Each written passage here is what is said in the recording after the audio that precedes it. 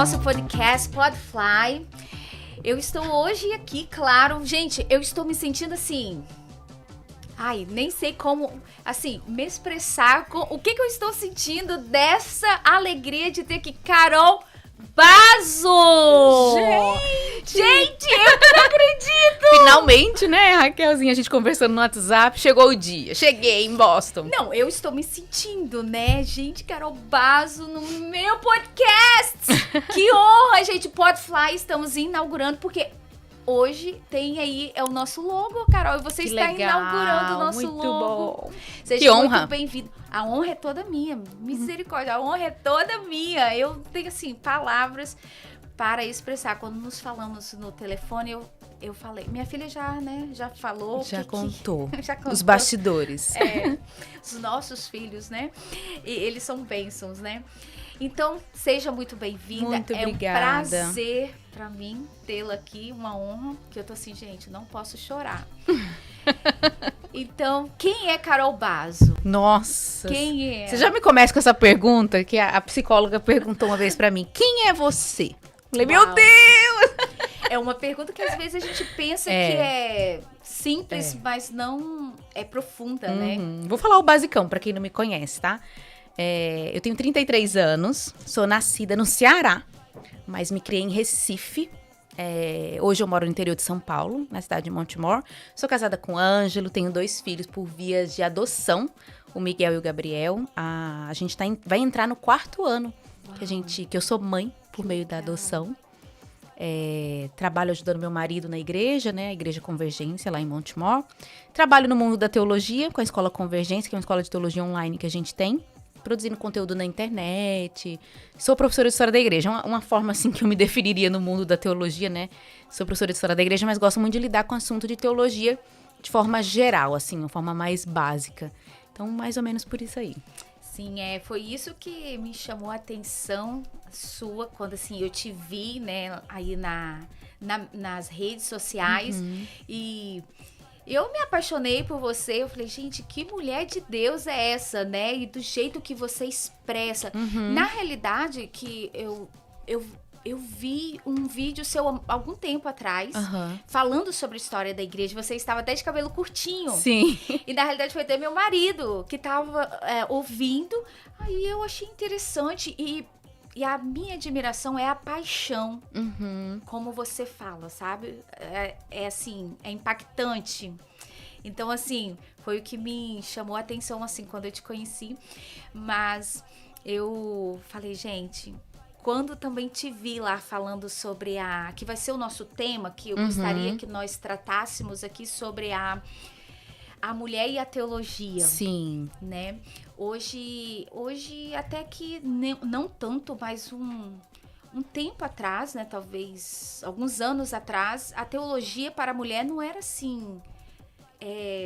A mulher não se via na teologia. Sim, Né?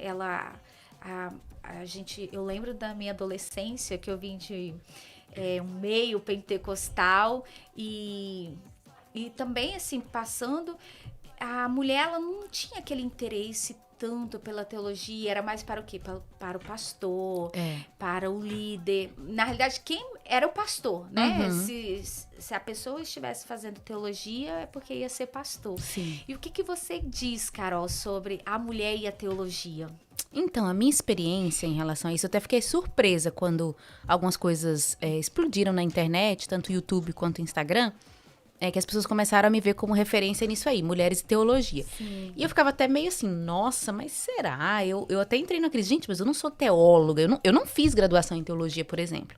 Eu só fiz um mestrado depois em teologia na área mais histórica, e isso me deu, assim, um aval, né, na área da teologia como teóloga de forma acadêmica, mas porque pra mim sempre foi muito natural. Então eu dou todo o crédito, assim, pro Ângelo, meu marido, nessa história, porque eu vejo que ele sempre me levou a sério, até quando eu não me levava, sabe? Uau. Então, eu costumo dizer que eu aprendi teologia na mesa de jantar de casa.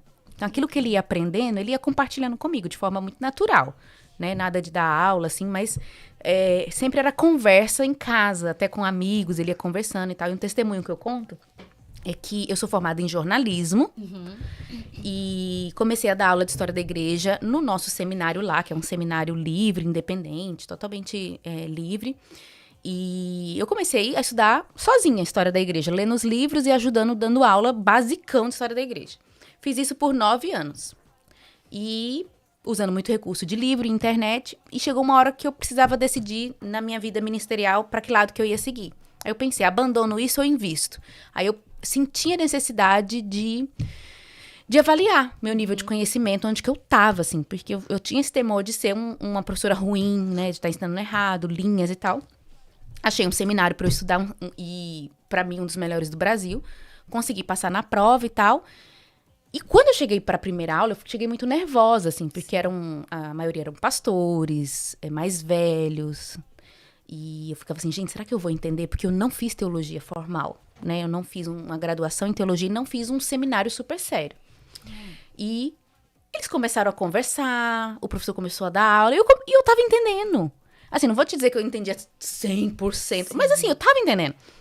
E eu falei assim, gente, como que eu tô... Isso aqui é o que o Ângelo conversava em casa, isso aqui é aquilo que ele lia, que ele me contava e tal. Então, aí eu percebi que na mesa de jantar eu tava aprendendo bastante. Então, acho que poderia até ser o final do podcast. Mas eu acho que os homens precisam levar a sério, sabe? Sim. As esposas, as mulheres, até as crianças. Porque a gente aprende, e aquilo é importante, sabe? Então, pra mim, foi uma coisa meio natural. E isso que aconteceu, assim, esses 9, 10 anos de bagagem, foi uma coisa, foi natural, foi extremamente natural. Que legal. E o interessante você falar, e você falando, assim, sobre a mesa, que você aprendeu sentada à mesa junto com seu esposo. Sim. Né? E aí também, eu levo muito a sério também a importância de nos assentarmos à mesa. Sim. Né? Eu sei que às vezes com a nossa vida tão corrida, né? Entre ministérios, afazeres, às vezes a gente não consegue fazer isso como gostaríamos, né? Mas igual aqui em casa eu não abro mão, tipo, de... pelo menos uma vez no dia, às vezes dá, tem semana que dá, mas 3 vezes, tipo assim, de estabelecer. Sim. Né? Não, esse dia nós vamos estar juntos. Juntos, estudando, né? Isso é verdade. E o que eu achei interessante que você falou que era lá pro final do podcast, mas aqui é assim mesmo. Isso é muito importante do homem levar a mulher a sério, a criança. E eu, assim, eu falo que eu aprendi muito e que o Espírito Santo me ensinou muito observando os meus filhos. Porque quando nós somos mãe, a gente tem muito aquele medo se eu vou dar conta, o peso da responsabilidade de ensinar, discipliná-lo, educar, né? Aquele serzinho, às vezes, é incrível. É um serzinho tão pequenininho, mas que nos coloca uma responsabilidade enorme, né? E eu olhando, assim, para os meus filhos e, né, com esse peso, falando, Senhor, como que vai ser? E aí você, né, vendo. E depois você deixando o Espírito Santo levar você e deixando ele fazer o que ele tem que fazer, a gente vê que a gente aprende muito mais do que ensinamos. Isso. Então, assim, eu vendo isso nos meus filhos, porque eu sentia muito aquele peso de ensinar, mas quando eu deixei realmente, assim, com Deus e no sentido, vou fazer a minha parte e o que eu preciso fazer. Então, eu comecei a aprender muito mais do que ensinar. Mas falei essa história toda pelo fato de levarmos aos nossos filhos a sério. Porque às vezes eles falam algo conosco que a gente pensa, é uma criança, né? E não levamos a sério. A gente não... Tipo assim, você não sabe o que você está falando. Ou até assim, não vai entender esse conceito teológico. Eu tava até assistindo no Instagram uma moça, ela é americana, esqueci o nome dela, mas ela falando sobre como ensinar a Trindade para as crianças. Trindade é um dos temas mais complexos da teologia e sempre vai ser, porque a gente nunca vai conseguir entender a Deus completamente, né? Existe um mistério ali. Mas a gente pode ensinar para as crianças sobre isso. E as crianças, elas fazem as perguntas mais inteligentes. Eu lembro que o Miguel perguntou para mim, mas como assim, mãe, 3? Então, são 3 deuses? Não, não são 3 deuses. Isso é conceito teológico de explicar para criança, né? E dá para explicar de uma forma fácil. Eu lembro também que uma vez eu estava dando aula para as crianças, muitos anos atrás. E uma criança perguntou, como que Jesus mora no meu coração? Ele fica pequenininho? Isso é o conceito de Espírito Santo, porque quem habita em nós é a pessoa do Espírito Santo, né? Jesus não se torna um Deus pequenininho que está aqui dentro, né? Então, nessas coisas comuns da vida, era até o que eu ia te falar antes, acho que a gente ainda pensa muito teologia só acadêmica, e realmente existe a área da teologia acadêmica que só alguns vão fazer. Só alguns vão para um doutorado, para um mestrado, vão pegar um negócio assim super difícil pesquisar. Mas existe uma teologia que é a popular, que é para todos. Porque teologia é pensar e refletir sobre Deus. E isso todo mundo faz. Então, se todos nós, até um ateu pensa sobre Deus, ele diz, Deus não existe. Então, todo mundo faz teologia. O problema é, será que a gente faz uma teologia boa ou ruim, de acordo ou não com as escrituras? Porque o tempo todo, você pode falar assim, eu não sei nada de teologia, não sei nada sobre Bíblia, eu sou cristão. Mas na hora que o boleto chega e você não tem dinheiro para pagar e você não confia na provisão de Deus, no amor de Deus na sua vida, é teologia que você está fazendo ali, de alguma forma, né? Então, acho que a gente precisa mudar essa mente e fazer essa divisão, entender que alguns vão ser chamados para uma teologia acadêmica, para serem mestres e tal. Mas, de uma forma geral, todo mundo tem que estudar. A gente até costuma falar nas nossas aulas, eu e o Ângelo. Se você não gosta de ler, você está na religião errada. Se não gosta de estudar, você está na religião errada. Porque Deus tem um livro, né? A palavra de Deus escrita. É toda uma história, assim, ao redor disso.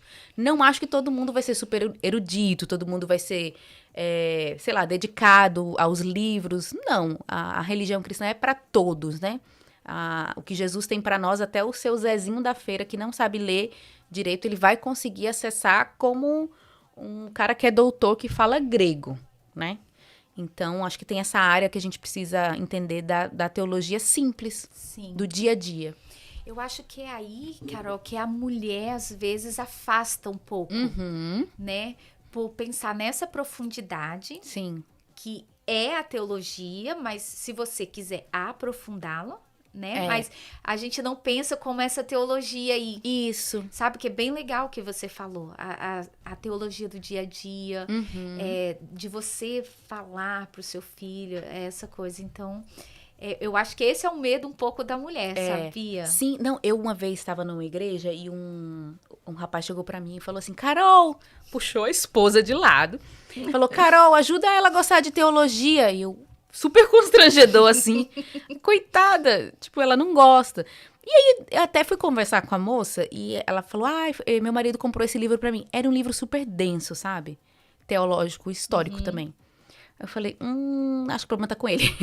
Porque tem isso também, sabe? A área da teologia, que talvez a pessoa se identifica mais. Às vezes a gente pensa muito menos da gente. Tem gente que fala assim, nossa, eu sou muito burro, eu li esse livro, não tô conseguindo entender. Às vezes o livro é mal escrito. Às vezes o livro é mal traduzido. Às vezes o livro é denso demais para aquela pessoa. Talvez se ela começar num básico, né? Eu já teve caso, assim, de eu ler livro e não entender nada. E aí você perde o prazer pelo estudo, pela leitura, né? E até voltando naquilo que a gente estava falando das crianças. Eu faço homeschooling, né? Você também faz. E eu faço no método clássico, né? Eu tô junto com o pessoal. Eu comecei. Você começou? Quanto então, tempo? Assim, nossa, tem o quê? 2 semanas. Seja bem-vinda! Obrigada. Uma coisa assim, depois te conto também. Dá um outro episódio. Sim. E no Classical Conversations, que é o que eu faço, eles falam muito sobre as conversas clássicas. Que basicamente não é que a gente não vai usar o quadro, a gente não vai usar a mesa com a criança, a gente vai usar. Mas é o poder das conversas. Às vezes, conversando no carro, na mesa, sobre algum assunto, a criança consegue absorver e aprender de uma forma que talvez no quadro, numa outra forma, no outro modelo, ela não conseguiria. Então, eles sempre chamam a atenção e isso me edifica demais. E eu transfiro isso para as conversas, vamos dizer assim, as conversas de comunhão. Sim. A gente estava em Kansas City agora e, de repente, do nada, o Miguel, meu filho mais novo, falou assim, pai, por que a pessoa batiza? Por que a Alice, minha amiga, batizou? Poxa, é uma pergunta... Eu tava super cansada. A gente poderia dizer assim, filho, amanhã eu te conto. Mas aquilo abriu uma porta pro Ângelo explicar pra ele sobre batismo, pregar o evangelho. Teologia. É uma aula de teologia ali, né? Mas foi uma conversa super pessoal, super aplicada. E no fim essa conversa terminou em, pai, eu quero batizar. Então tá bom, então a gente vai trabalhar nisso. E amanhã eu quero ir na sala de oração com você. Aí eu achei tão bonitinho que ele falou assim, e eu quero pegar a minha Bíblia, grifar ela e ficar com a caneca do lado. Ou seja, eles estão olhando a gente. Sim. Né? Então ali a gente vê uma oportunidade de conversar teologia no carro com as crianças, né? E transmitir a nossa fé para eles. É não perder as oportunidades, né? Porque às vezes nós perdemos. Nós queremos criá-la, mas na realidade nós estamos perdendo. É verdade. Né? A gente, não, porque ainda não é hora, porque tem que esperar isso. Eu acho que é isso que nós precisamos pedir, que o Espírito Santo nos ajude a abrir os nossos ouvidos para que nós possamos estar atentas a essas oportunidades. Exatamente. Porque às vezes a gente está cansado, às vezes a gente não quer falar porque acha que eles não vão entender. Isso.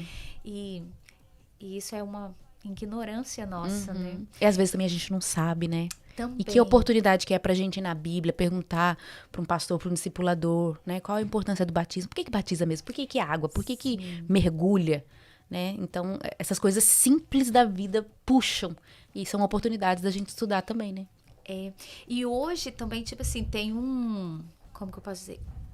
Uma oportunidade enorme, né? Porque hoje você vai na internet, tem tudo. Lógico que você tem que tomar uns cuidados também. Selecionar, mas tem. Mas tipo assim, tá bem acessível, né, a nós.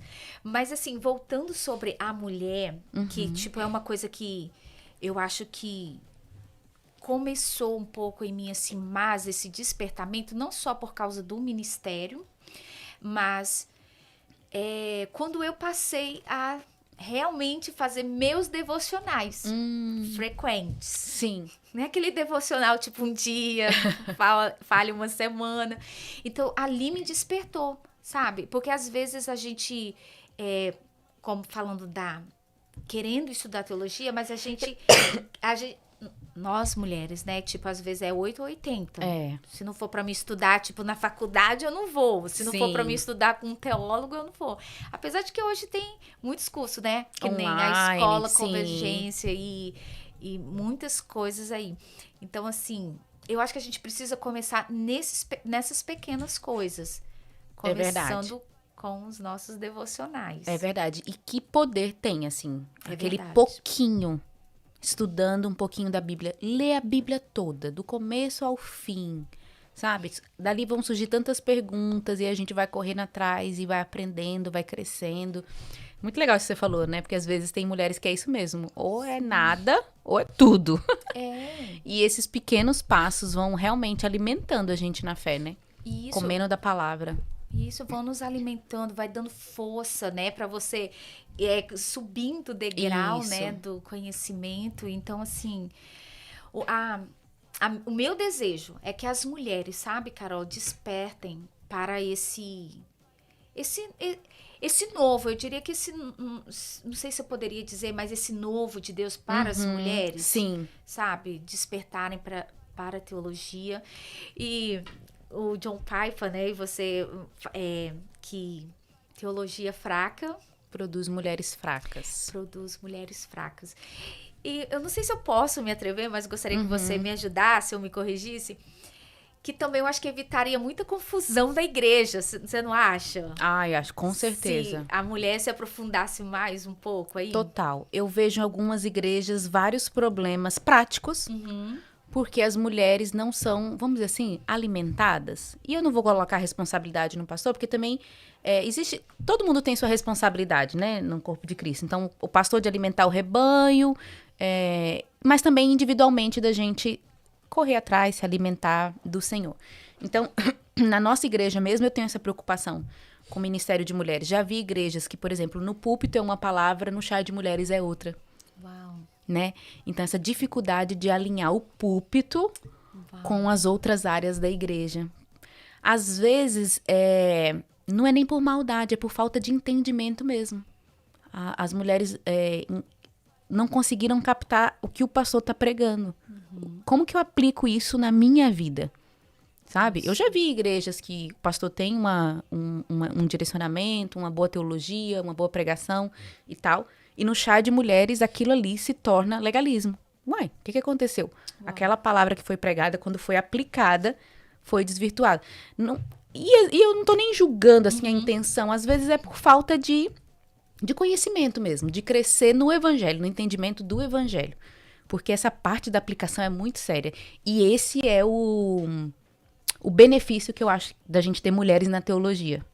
A mulher, ela tem a capacidade de olhar as coisas de formas diferentes. E a gente, querendo ou não, a gente tá em áreas da vida, não que o homem não esteja, tá? Mas, de forma geral, por exemplo, aquela mulher que tá em casa cuidando do bebê o dia inteiro, naquele trabalho extremamente enfadonho, chato, repetitivo. Sim. Tô sendo negativa aqui, mas, né? Que tem hora que é chato. É a realidade. Aquela mulher, ela tá num ângulo da vida que ela vai perceber coisas do Senhor e da teologia, né? Os aspectos, os atributos de Deus, quem Deus beleza, né? A beleza, que um homem, um pastor que tem um certo tipo de trabalho, ou até uma mulher que trabalha em outra área não vai perceber. Então, essa é que é a riqueza do corpo de Cristo. Sim. Então, a mulher, ela vai estar em áreas diferentes, ela vai conseguir perceber aspectos do Senhor, e isso vai glorificar mais a Deus. Então, o fato das mulheres não estarem, não vou dizer nem só estudando, vou colocar aqui, em busca do conhecimento de Jesus, do Senhor, seja estudando academicamente ou não, isso faz com que a igreja seja empobrecida. Verdade. Eu já fui em igreja que pra mim parecia reunião de maçonaria. Nunca fui em reunião de maçonaria. Mas é meu imaginário. Que é o quê? Só homem atuando. Então você não vê aquela beleza da diversidade do corpo de Cristo. É a mesma coisa também a igreja, que às vezes você não vê os jovens atuando na igreja. Cadê os jovens? A igreja é uma família, a gente precisa ver todo mundo atuando, né? Então, o crescimento da família, né? E pra mim essa questão do estudo da teologia, ela é muito pro coração. Então, eu acho que muitas mulheres perecem numa vida de tédio espiritual, vida de pecado, né? Pecado de murmuração, pecado de, sei lá, fofoca, vários tipos de pecados.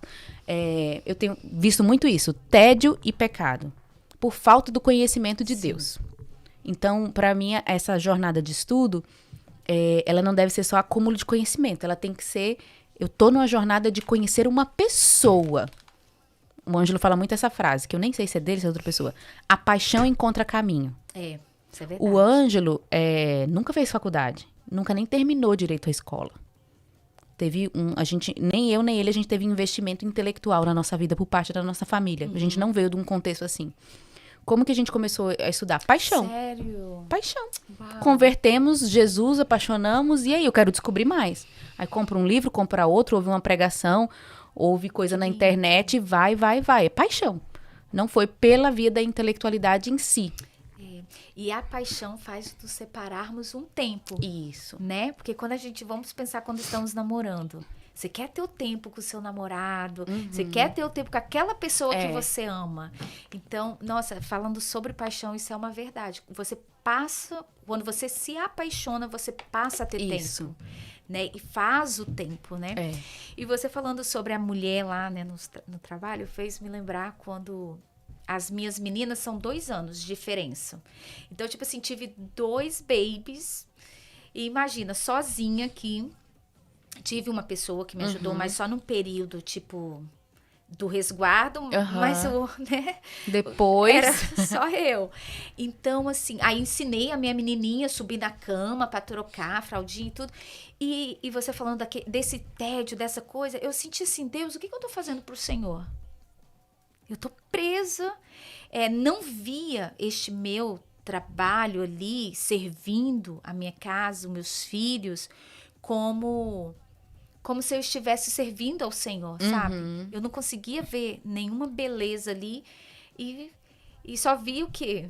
Eu reclamava, estressada, e quando a gente realmente passa a nos apaixonarmos, assim, das coisas do Senhor e queremos nos aprofundar, você começa a ver essas belezas. Isso. Que às vezes a outra mulher não consegue ver. E você pode ajudá-la, né? E aí nós podemos ajudá-la a olhar biblicamente, levar a mulher, ver qual é o papel dela, o trabalho dela, como que ela tá honrando o Senhor ali, né? Porque às vezes a gente se sente tão inútil, né? Ali, como que não estivéssemos fazendo nada. Tô aqui, ninguém tá me vendo. E aí vem as mentiras, né, na mente. Eu sempre falo, pelo menos na minha vida, os momentos de maior ataque na mente é quando eu vou limpar a casa. Vou ficando com raiva do marido que tá bagunçando, das crianças que bagunçam. Vai vindo umas coisas... Eu demorei muito pra perceber assim, nossa, isso tá errado. Eu preciso silenciar esses pensamentos na minha mente. A Luísa Nazaré, uma pessoa que se tornou uma amiga... Tava conversando com ela no podcast também, e ela falando pra mim que, sobre meditação, né, meditar na palavra, a gente pensa que meditação é algo que a gente tem que se acostumar a fazer. Ela falou, não, é natural do ser humano meditar. A gente medita 24 horas por dia, a gente medita nos nossos problemas, nas catástrofes mundiais. Quem não ficou pensando o tempo todo nas coisas do Covid? A gente medita o dia todo, pensamentos que ficam, a gente fica remoendo ali. Sim. Então, meditar na palavra é só trocar esse hábito que a gente tem. Só que quando a gente faz, parece tão besta. Eu tive um momento de crise muito forte antes dessa viagem, assim, a gente passou por momentos de muitos desafios, né? Lá em casa, na nossa família. E eu lembro que vinham os pensamentos, sabe? Pensamentos negativos, enfim. E eu ficava com vontade de orar, mas eu não sabia. Sabe quando você não quer nem orar? Eu não quero nem falar do problema, sabe? Senhor, eu não quero falar do problema, porque ele tá me angustiando. E eu pensei assim, eu não tenho um salmo decorado para recitar agora para mim mesmo. Não tenho. Que absurdo, como que eu não tenho? E eu decidi decorar um salmo. E na hora me veio assim, o basicão, o Salmo 23. E foi bem antes de viajar, assim, semanas antes de viajar. Eu fui arrumar o guarda-roupa dos meninos, que é um momento de estresse para mim. Eu também posso te falar que é também aqui. E eu falei assim, nossa, eu vou aproveitar enquanto eu tô dobrando as roupas e vou tentar memorizar o Salmo 23. Eu ia lá, lia e ficava memorizando, ia um por um versículo. E em 20 minutos eu memorizei o Salmo 23. E foi o salmo que me sustentou espiritualmente nesse tempo, assim. Eu repetia pra mim mesmo e meditava nele nos momentos de maior tédio dentro de casa, fazendo, sabe, arrumando a roupa dos meninos e tal. E foi um tempo que Deus encheu muito meu coração, sabe? Então são disciplinas espirituais no meio das coisas normais da vida. Eu ouvi uma pessoa uma vez falando uma coisa, foi até em um podcast, que ela, nessa autodisciplina, acho que ela pintava, se eu não me engano, ela ia pro estúdio dela, tipo, um momento, lá onde que ela pintava, mesmo se ela estava sem inspiração. Eu achei isso super interessante, porque, né, na disciplina, às vezes a gente não quer orar porque... Estou sem vontade. Estou sem vontade, estou aborrecida, estou chateada, estou com raiva, né? Então, tipo, não quero orar, a gente, tipo, né? Então, isso... Falei, gente, isso é uma verdade. Eu não quero orar, mas eu vou orar. Eu não quero ler a Bíblia, mas eu vou ler. Porque também não é sobre nós e nem sobre a nossa vontade. Isso. Né? É sobre... É verdade. Então, aí eu falei, gente, eu não quero fazer isso, mas eu vou fazer. Então, assim, achei bem interessante. Sim. Porque ela falou, mesmo quando ela estava sem inspiração, ela ia, e aí ela arrumava, fazia qualquer outra coisa, mas ela tinha aquele momento ali para fazer aquilo, sabe? Achei super interessante isso. Muito legal. Então, assim, eu tenho tentado me disciplinar nisso aí também, porque às vezes quando eu não tô com muita vontade, eu vou e tento fazer. Então, a intenção, Carol, é de... que nem o Podfly, né? Que nasceu no meu coração. Por que Podfly também? Não sei se você sabe por que Podfly. Não. Se você falou, eu esqueci. Fala de novo. Não, acho que eu não falei. Podfly é tipo o fly da borboleta em inglês, né? Porque é butterfly, né? Então, aí eu peguei o fly do final e coloquei Podfly. Porque a intenção é que nós, mulheres, podemos voar também. Legal. Mas no Senhor, né? Porque hoje tá tendo... sim. Né? Então, assim, a gente... essa é a minha intenção. Podfly, que nós mulheres também podemos, porque nós, às vezes, com os nossos sentimentos, com os nossos feelings, nós sentimos tantas coisas e esquecemos de quem nós somos em Cristo Jesus. Porque damos ouvido a essas vozes que, às vezes, quando eu vou fazer uma coisa que, às vezes, não me atrai, mas eu esqueço que é porque eu me esqueço que eu estou fazendo para a glória de Deus. Sim. E você falando isso também, quando eu passei a fazer isso, Você acredita que eu passei a cuidar melhor da minha casa? Acredito. Eu passei a cuidar melhor da minha casa. Eu nunca fui assim uma mulher, aquela mulher que, tipo, tudo tem que ficar no lugarzinho, caprichosa, caprichosa. Nunca fui, tipo, que tem aquelas bem, Sim. né? Que tudo tem que estar no lugar, tipo, não tem que ter uma poeira. Eu não me deixava ficar lá, mas não me atraía tanto. Eu fazia o necessário. Sim. Quando Deus começou a trabalhar em mim nesse sentido, hoje eu faço com tanta alegria. Que legal. E um exemplo muito simples, igual a minha pia. Eu ficava muito brava quando tinha vasilha lá. E no outro dia que eu acordava, tinha que fazer café. E aí a pia tava toda suja, cheia de vasilha. Não sei você, mas a gente fica até desanimada. Eu gosto de acordar e estar com a pia limpa. Não, depois que eu descobri isso, eu posso estar cansada, pode ser meia-noite, mas eu vou lá. Aqui temos lavadora, né, também. Que é uma bênção. Ajuda bastante. E aí eu fui e lavo. Então hoje, assim, eu faço as coisas com mais gozo e alegria. Mesmo que às vezes eu não queira fazer assim, Sim. mas eu lembro que é pra glória de Deus, que eu estou fazendo para o Senhor, né? Servindo a minha família, que foi para isso que o Senhor me chamou. Então, assim, e eu creio também, do mesmo jeito que o Senhor está despertando as mulheres para o conhecê-lo mais e mais e degustar. Sim. Né? Eu falo degustar da palavra. Eu acho que Deus também está chamando as mulheres para dentro. Sim. Você tem essa impressão? Pro lar, você fala, né? Isso, para dentro do lar. Sim, que você estava falando aí quando cuidava das crianças, né? Isso. E eu sei que tem muitas mulheres que entram em crise. E é normal, né? Quando a gente acaba mudando toda a nossa jornada, a nossa agenda e tal. Mas eu fico assim, uai, qual a diferença, sabe? Tem mulher que perde o dia inteiro dentro de um escritório, dentro de um cubículo. E às vezes por causa de dinheiro ou status, a gente acha melhor servir um chefe, né? Ou uma chefa, do que servir nossos próprios filhos, né? Aí vamos para a teologia. O que a teologia fala em relação ao trabalho? Por causa da queda, a gente sempre vai sentir tédio no trabalho. É normal. Eu lembro quando eu li isso no livro do Tim Keller, Fé e Trabalho, ele aplicando as verdades bíblicas em relação ao trabalho, ele falou, por causa da queda e do pecado, a gente vai sentir tédio. Pode ser o melhor trabalho do mundo. Você fala assim, hoje eu limpo casa, meu sonho é trabalhar no ministério, é ser pregadora. Ok, eu te garanto, você vai sentir tédio uma hora. Eu acho que você pode dizer com toda a experiência. Total! Tem gente que sonha só em trabalhar no ministério e é enfadonho também, por causa do pecado.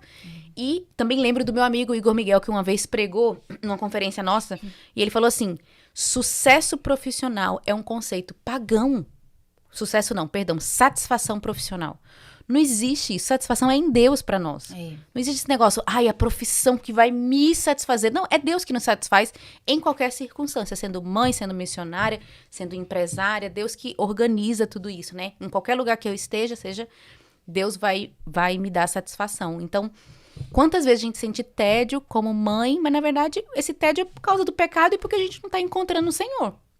Porque no Senhor, qualquer trabalho, qualquer lugar vai nos satisfazer.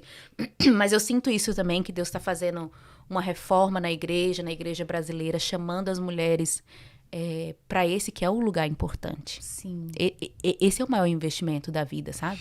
Eu não acho que todas são chamadas para não trabalhar fora, acho que algumas nem têm essa oportunidade, que é um privilégio, né? É que eu já vi uma ministração sua sobre isso. Uma ministração, uma frase do SEI, você falando numa sobre live. Isso. Não lembro, mas eu lembro que você falou uma vez, até que você falou que lá com as mulheres, quando você trabalha, você falou, se eu não me engano foi essa, que nem todas as mulheres vão ser chamadas para ficar em casa também, e nem todas vão ser chamadas para ir trabalhar.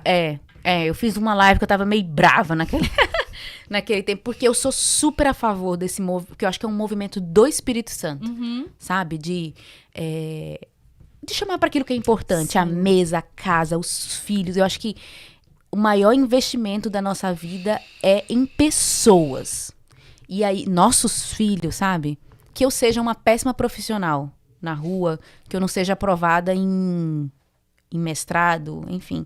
mas que eu possa apresentar meus filhos pro Senhor. Amém. Eu acho que esse é o chamado. Eu creio muito nisso. Só que eu estou vendo no Brasil, não sei como é que tá por aqui, mas no Brasil existe uma onda de conservadorismo. E às vezes a gente confunde conservadorismo com fé, com cristianismo, com verdadeiro nascer de novo. Então, fica quase uma salvação pelas obras, assim, que se eu sou a super mãe dedicada, homeschooler, perfeitinha e tal, então tá tudo bem com a minha vida. Não, você pode fazer tudo isso e ainda assim não ser salvo. Porque aí tem arrogância também, né? Isso. Porque Deus vai olhar o quê? Pra intenção dos nossos corações. Então, isso que eu tenho, assim... que eu acredito que Deus também tá me chamando pra gente ver a intenção dos nossos corações. Exatamente. Né? Qual coração que eu tô fazendo isso? Que às vezes a gente fica tão preso nas questões, assim, conservadoras, né? Sim. E a gente é conservador, mas a gente tem que ter cuidado. Mas no sentido, eu acho que, não sei se é isso que talvez você queira dizer também, ou me achando melhor que a outra. Porque eu... fico dentro de casa, porque eu cuido dos meus filhos e tal. Então, eu acho que... Uma coisa também que eu ouvi um podcast seu... Vocês veem que eu sou fã. Ouvinte, assídua. Sou. Eu realmente, assim, não é... Realmente, eu te admiro muito mesmo. Obrigada. Igual nós estávamos falando, eu admiro muito a sua simplicidade pelo... o conhecimento, sabe? Você tem. Eu acho que você é muito... humilde por tudo isso, sabe? Então, assim, me admira muito e de ver a paixão que você fala. Nossa, você quando fala da história da igreja, meu Deus! E uma coisa também que eu admiro muito você, quando você fala assim, eu não sei sobre isso. Gente, eu acho isso maravilhoso. Tipo, eu percebo que você não entra em áreas que você não conhece, você não tem aquela coisa, meio que querendo dominar tudo um pouquinho. E você fala, eu não sei sobre isso, eu vou pesquisar, vou dar uma olhada. Eu acho super interessante, muito bom. Mas o que eu queria falar que você falou sobre foi... Eu acho que... Não lembro qual podcast que eu perdi, que eu vi de você, que você falou assim que... Foi quando você... Foi uma pergunta que te fizeram sobre, que é da outro podcast, que é sobre o complementarismo. A mulher no ministério, se eu não me engano. E o igualitarismo. Isso. E aí você falou que você foi estudar isso para você ver... Porque você não queria ser aquela mãe, né, ali. Sim. Que eu não lembro a palavra que você usou. Mas você também queria servir o Senhor. Com seus dons e talentos, mas não deixando de lado também. O lar. Isso. Sim. Eu achei super interessante. Exatamente. Aquilo. Porque eu, assim, acho que às vezes tem a tentação da gente virar mulher ministreira também. Que o ministério tá, sabe, tá brilhante.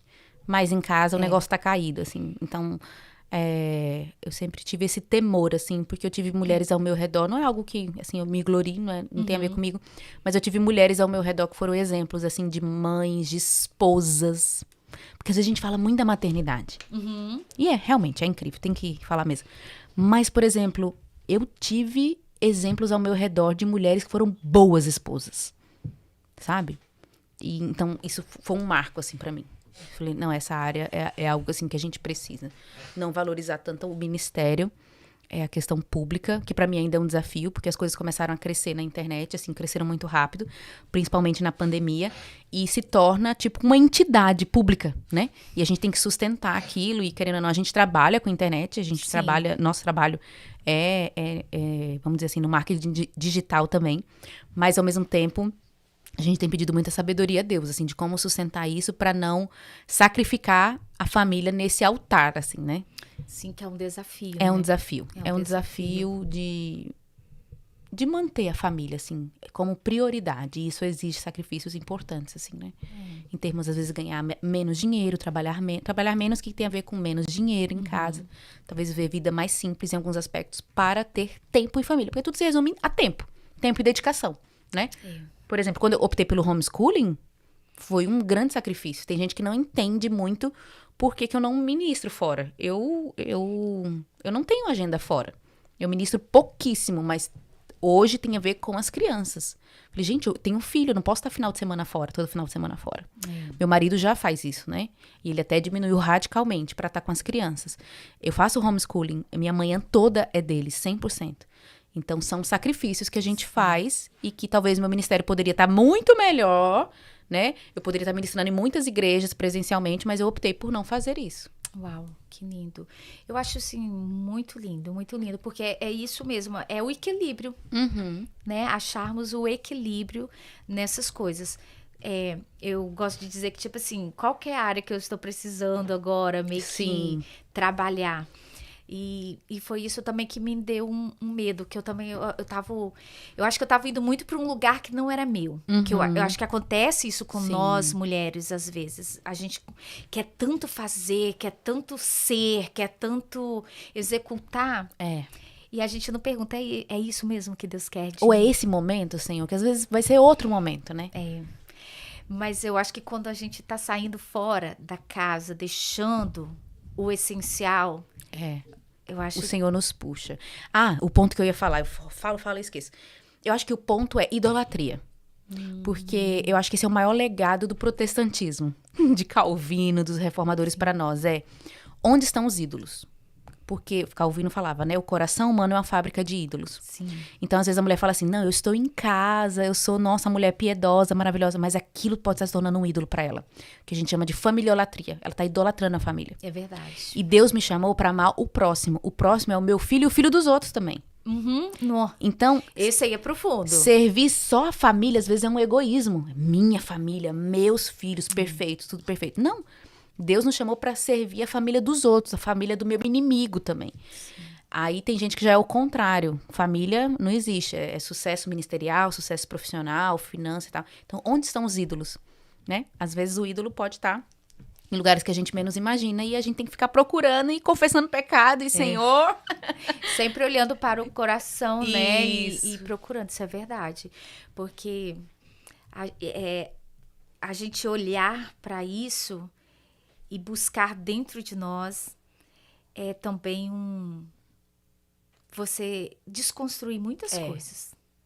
Eu não sei você, mas já teve coisas que eu olhei e falei que eu não me via. E quando eu vi, eu caí assim... Senhor, isso estava aí, eu não vi. Isso, não, e eu me sentia, vamos dizer, a mais humilde, sabe? E quando eu fui ver, gente, quão arrogante sou. E, tipo, eu nunca tinha, sabe? Então, assim, quando Deus começa esse tratar com a gente de dentro para fora, né? A gente começa a se deparar nos deparamos com tantas coisas que você fica... pasma. Eu, pelo menos, já fiquei passada com algumas coisas que eu já deparei dentro de mim. Que eu falei, misericórdia. E essa é que é a beleza da vida cristã, né? É que, mesmo em meio a essas quedas e pecados aí, a beleza do evangelho, né? O perdão de Cristo, a graça de Cristo brilha mais nas nossas vidas. Né? E aí fica... A gente passa a ser mais santo, né? Por causa da glória de Deus. Aquilo que Jesus está fazendo nas nossas vidas. Impressionante. E essa semana eu tava pensando que às vezes as pessoas olham para nós e elas não entendem. Você já viu aquela coisa que às vezes você olha e parece que tá uma bagunça? Sim. Mas, e até a gente mesmo fala, meu Deus, mas tá tudo uma bagunça, Senhor. Mas é Deus realmente... Deus trabalhando. Isso, bagunçando para colocar no lugar, né? Então, assim, eu falei, meu Deus. É um processo doloroso, né? Sim. Mas super vale a pena. E é melhor estar nas mãos do Deus Todo-Poderoso, Com né? certeza. Do nosso Deus. Carol, eu quero te agradecer demais, nossa. Mas eu quero que antes você deixe uma palavra para as mulheres. Sim. Que você quer uma inspiração para nós, né? Não só como teóloga, como... essa mulher que tá aí nos motivando, nos incentivando. A leitura também, né? Que ama ler, né, Carol? Eu gosto. Que coisa. Vou andar mais com você. Eu também estou aprendendo. Porque por causa da teologia, ela puxa você para ler, né? Isso. Então você tem que ler. E aí, é aquilo que né, vocês carregam. Se você quer conhecer, se você anda com Jesus, como que você não vai buscar conhecê-lo? Isso. né? E a gente às vezes quer andar com Jesus, mas a gente não quer conhecê-lo. É. Mas, ó, leitura pra mim é igual academia. Sério? Tem que ir aos pouquinhos, sabe? E a gente vai treinando e vai fortalecendo Isso a musculatura. é porque você não gosta de ir na academia, né? Eu não gosto. Eu, assim, não vou dizer... Quando eu engato, eu vou. Sabe? Eu também sou dessa. Aí depois dá um período... Mas, Aí vem o inverno... E olha que não é um inverno tão, né? Nem é o inverno de vocês aqui. Mas São Paulo é muito frio, né? Você é de São Paulo, né? A gente mora no interior de São Paulo. Então Mas assim, vai lá, mínima 6 graus. Não é nada pra vocês, né? Ainda mais quando tem neve aqui. Nossa, aí é outro Então, você nível. tem que vir pra pegar neve aqui agora. Eu quero. É muito gostoso. Ter a experiência da neve. É muito bom, muito bom. Mas depois a gente fala sobre adoção. Como que foi a adoção também? Eu sei que eu já te pedi pra te dar a palavra, mas assim, só queria que você falasse um pouquinho sobre a adoção. Uma coisa que eu acho você muito verdadeira. Eu falo mesmo. Eu acho. O povo romantiza muito a adoção, não pode. E eu gosto de... Não, eu acho que você é verdadeira em tudo. Em tudo. Você...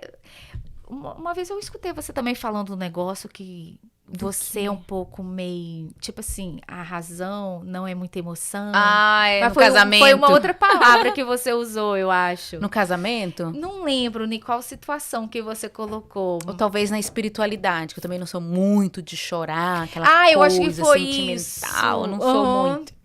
E o seu esposo já é mais. Ele já é mais, bem mais. É bem mais. O Ângelo chora com tudo. Mas eu acho o máximo, assim, eu choro com ele ali. Não tá caindo aqui, mas eu tô eu tô com ele. Tipo, chora, meu amor, por nós. Eu acho bonito, assim, eu admiro ele. Mas sobre a adoção, foi um processo muito legal. Inclusive, a gente já tá querendo adotar de novo, agora uma menina dessa vez. A gente sente que a família ainda não tá completa. Que bom. A gente experimentou a adoção tardia, né, que é a adoção de crianças mais velhas. Então, as crianças chegaram pra nós com 7 anos e meio. Então, foi bem desafiador, mas foi um processo, assim, de muita graça do Senhor. Eu não romantizo, porque eu acho que no Brasil muitas pessoas têm esse romance, assim, vai ser perfeito, vai dar tudo certo. Não, é bem difícil no começo, as adaptações são trabalhosas, exigem muito da gente emocional, espiritual, sabe?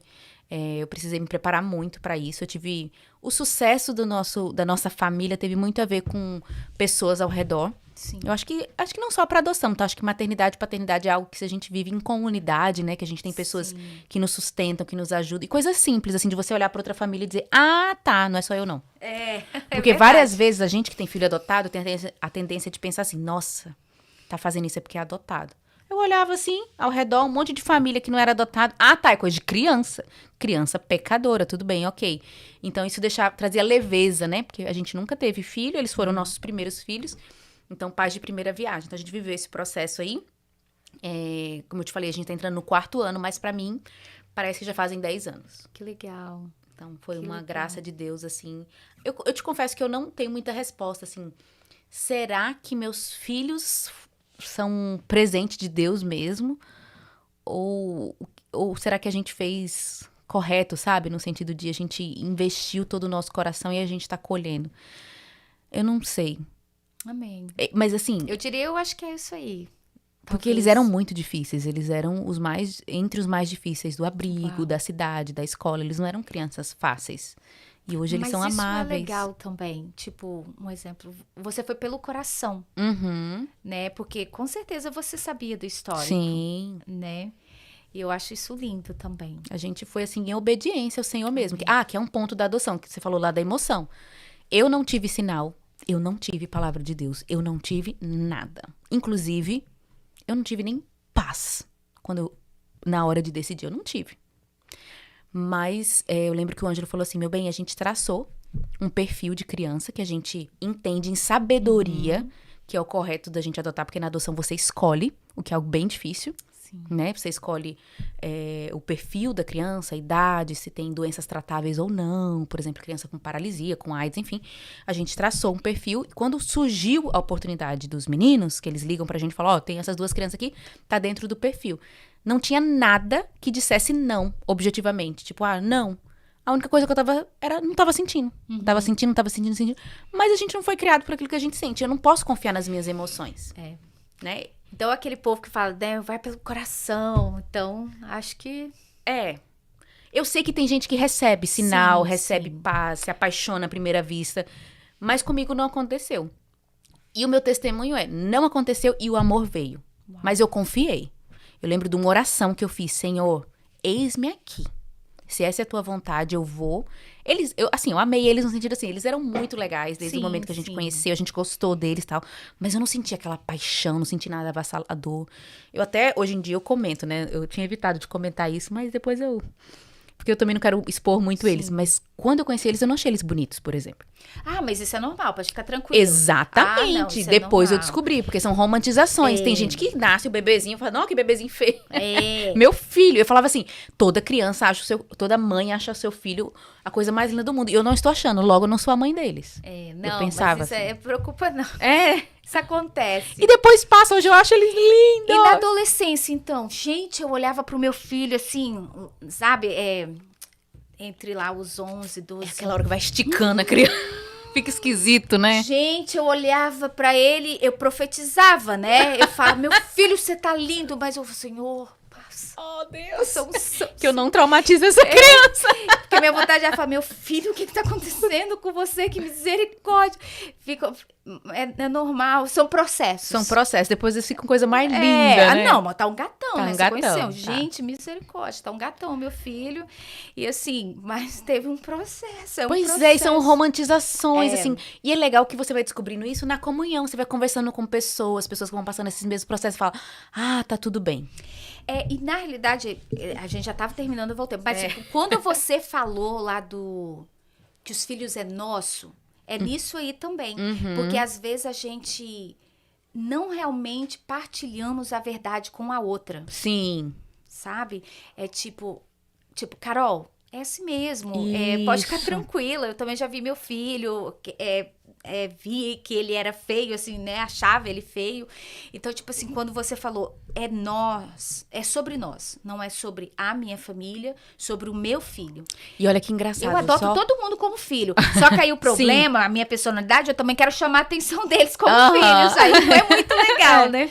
Eu tive uma amiga que muito antes de eu adotar, ela veio pra mim e falou, eu preciso confessar um pecado. Uma coisa muito simples. Eu falei, tá bom. E eu fui um ouvido pra ela. E ela falou assim, eu vi a ultrassom do meu bebê e eu achei ele muito feio. Achei parecido com tal pessoa da família. E eu quero confessar esse pecado porque isso é carnalidade. Isso não é do reino de Deus. E eu lembro que eu só ouvi, eu falei, amém, amém, orei com ela. Mas aquilo foi o que me fundamentou. Tipo assim, isso é carnalidade, achar feio. Eu não vou deixar de adotar uma criança porque eu não achei ela mais linda. Eu vou adotar, eu quero que só a loirinha, sei lá, sabe? Olha que coisa, né? Ela confessou uma fraqueza dela pra mim, aquilo foi a minha força, assim. Disse, gente, isso não é do reino. Isso aí. E realmente, e Deus faz, assim, uma obra nas nossas vidas em relação ao amor. Eu vi o amor nascer onde não havia. Uau. Não é que havia ódio, nada disso. Sim. Mas, assim, era neutro. E nasceu, vai nascendo igual uma planta. Você vai regando, aquele negócio vai crescendo. E é um milagre, assim, que Deus opera na adoção. E isso pode acontecer. Os testemunhos que eu tenho recebido quando eu falo sobre essa questão da adoção, pessoas de família biológica falam sobre isso, né? De pais que às vezes rejeitam o próprio filho. Sim. E precisa ver o amor nascendo também. Verdade. Carol, mas eu te cortei, né? E que era para deixar a palavra. Gostaria que você deixasse uma palavra para as mulheres. Amém. Eu quero reforçar isso que a gente falou do estudo, né? Eu não quero ser conhecida por alguém que estuda muito e tem muito, sabe, só conhecimento. Eu quero também ser lembrada como alguém inspirar as pessoas no amor a Jesus. E eu acho que esse é o ponto, né? O prazer que a gente vai ter no estudo, no estudo teológico, tem a ver com isso, com a nossa vida ser mudada, com ver o nosso dia a dia tomando uma nova cor, sabe? É o conhecimento que liberta. Então eu queria deixar essa palavra para as mulheres do verdadeiro motivo pelo qual a gente tem que se envolver com teologia e estudar. É para nossa fé ser fortalecida, nossos filhos serem salvos, nosso dia, vou deixar essa palavra aí, nosso dia mudar de cor. E muda mesmo. É verdade. E muda mesmo. Muda, é verdade. Então, gente, muito obrigada. A Carol Basso. Carol, muito obrigada. Eu agradeço. Muito bom. Muito bom estar nos Estados Unidos e falar português e conversar, encontrar brasileira. A melhor coisa do mundo. Para que o você já tá falando inglês, aí vai querer só falar inglês. A gente faz um podcast só em inglês, quando eu estiver rasgando. É nós. Gente, fique com Deus. Muito obrigada. Carol, espero que tenha outras vezes aí. Se Deus pra nós quiser. falarmos, porque eu gostei muito daquele outro tema. Sim. Então, Muito obrigado. Eu que agradeço.